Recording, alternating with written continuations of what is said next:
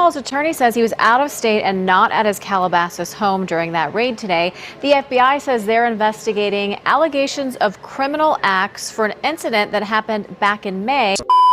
Sky 5 was overhead this morning as federal agents enter Calabasas' home located in this gated community off of Mulholland Highway.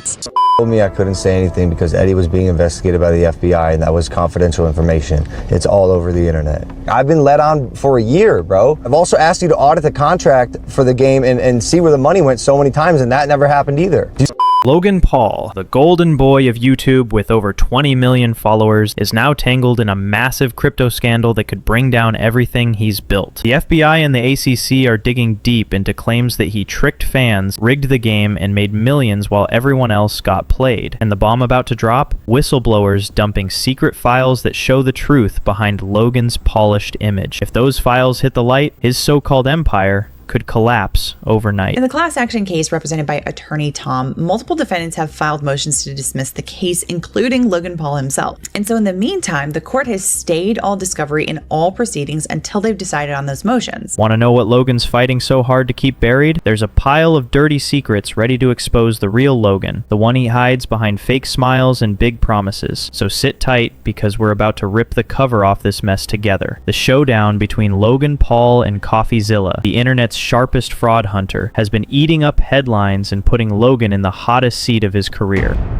The whole thing feels like the calm before a storm. No fresh leaks, no court date mark, just silence that feels way too heavy. But here's the thing, the FBI doesn't talk, they build. And when they move, they drop the hammer. So how did Logan end up here? It all started in August 2021 when he shoved himself into crypto with his shiny project CryptoZoo. He hyped it like the next gold rush, a game where fans could buy NFT eggs, hatch rare animals, breed them, and flip them for profit. He and his crew, Jake Greenbaum, Eddie Ibanez, Danielle Strobel, and Ofer Bentov, tossed in $1 million to kick things off. And with his huge reach, Logan turned hype into cash instantly. He promised everyone a chance to strike it rich. Fans bought the dream. CryptoZoo is a blockchain project that I created about a year and a half ago. You buy these eggs on the blockchain and you can hatch them into what are called base animals. And then you can breed your base animals with each other to create fun looking. CryptoZoo blew up fast. Millions poured in within days. But the dream was just a fairy tale. The game didn't even work. No eggs hatched. No animals popped out. Nobody made a single penny. All those slick promo videos? Just bait to reel in his loyal fans' wallets. People who trusted him got left holding worthless tokens. They couldn't pull out a dime. Their cash vanished, leaving behind promises and excuses. CryptoZoo was a ghost. Polished con. CryptoZoo.co.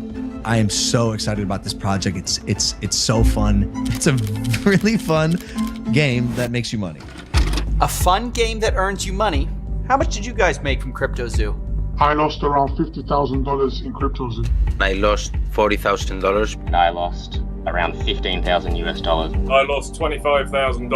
$120,000. $500,000 Australian, which is $500,000 in CryptoZoo. Logan Paul was smack in the center, counting the money, but his fans didn't sit and take it. They joined forces and hit him with lawsuits. Fraud, market rigging, taking millions he never earned. Logan tried to play innocent, pointing fingers at Eddie Ibanez, saying he botched everything and let developer Zach Kelling run off to Switzerland with the game's source code. Nobody was buying it. Same old speech came out. I didn't scam anyone. I care about my audience. I'd never do that. But who still believes that? Just check the receipts. Logan's been shady in crypto before. Remember Dink Doink? He pumped Dink Doink, told everyone to grab it fast for easy cash, and watched it crash by 96%. Meanwhile, a wallet tied straight to Logan's public wallet stocked up before the promo and dumped it for big profits. See the pattern? Now back to CryptoZoo. Even ignoring the fraud, Logan bragged that CryptoZoo's art was handmade. Turns out it was just cheap stock pics from Adobe. That lie alone would have pissed people off. But then Coffeezilla stepped in and lit the whole thing on fire. Coffeezilla didn't just rant, he went deep. He dropped video after video exposing Logan's project piece by piece. If you haven't watched them, you should, but here's the core. He flat out called Logan a scammer, and he had the proof to back it up. He spent months digging, talking to every dev, every investor who got burned, and insiders who watched Logan's crew from day one. One huge twist came from Zach Kelling, the developer who claimed he kept the game's code hostage because Logan's team didn't even pay him. I get paid because, I'm on my end. I have a team of 30 engineers. So I'm earning $50,000 a week on building this thing. And the only thing they brought to the table were a bunch of Photoshop JPEGs. So Z claims he wasn't blackmailing anyone. He had to hire a team to develop this whole thing, and he just wanted to be paid for the work they did. Coffeezilla's videos laid it bare. CryptoZoo was just smoke and mirrors. No hatching, no breeding, no payout, just fake promises that cost people tens of thousands. Logan was at the heart of it, surrounded by guys he himself called con artists. Zach Kelling holding the code, Eddie Ibanez faking credentials, Jake Greenbaum pocketing $6 million off the top. When Coffeezilla's expose exploded, Logan panicked. He fired back with a half-baked video calling Coffeezilla a clout chaser. But the public didn't buy it. The anger got so loud, the FBI and ACC had to get involved. Logan backpedaled and tossed out an apology, promising refunds that never really came. Coffeezilla is not a criminal. I called him, I apologized. My initial response to his series was that of fire, an ego flare, whatever it is, pride. I'm a fighter at heart, and I was defensive because I know I never scammed anyone with this project. If any money is recovered in the process, it'll go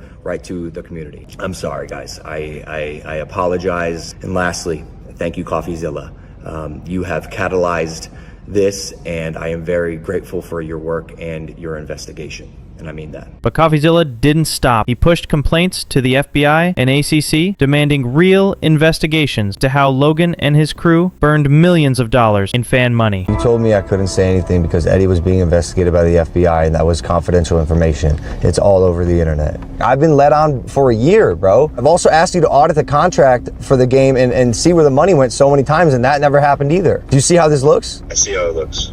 What did you do? Tried to help to get the project done. What's in those pages? Texts where Logan rips Coffeezilla apart, talking about draining his money and crushing him instead of fixing what he owed fans. That goes public. Good luck saving his squeaky clean image. Logan says Coffeezilla is picking on him alone, but Coffeezilla's timeline proves he's got the receipts on the whole CryptoZoo team too.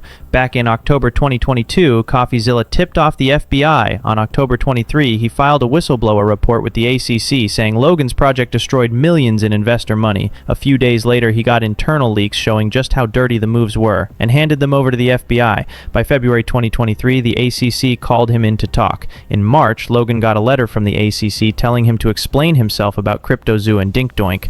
Logan now claims the ACC dropped the case, acting like that clears him. But the truth? The ACC backed off because of a new policy shift. They ditched a bunch of crypto cases at once. Logan didn't get proven innocent. The heat just turned down for now. But the FBI, they're still quiet. And when they're quiet, they're working. So right now, Logan's out there pretending it's all fine, pushing drinks, fighting in WWE, teasing his next big thing. But if the FBI is really circling, he's just living on borrowed time. Look at Diddy. Months of silence, then boom, raid, charges, headlines. That's why the quiet around Logan is dangerous. Think he's safe? Don't bet your money on it. In crypto, clout can make you millions in a week, but one wrong move can wipe it all out in a day. So the real question isn't if Logan Paul can fix this. It's whether people even want him back at this point. The lawsuits are still rolling, but for the fans who lost trust, it might already be too late. What about you? Are you still buying what Logan Paul's selling?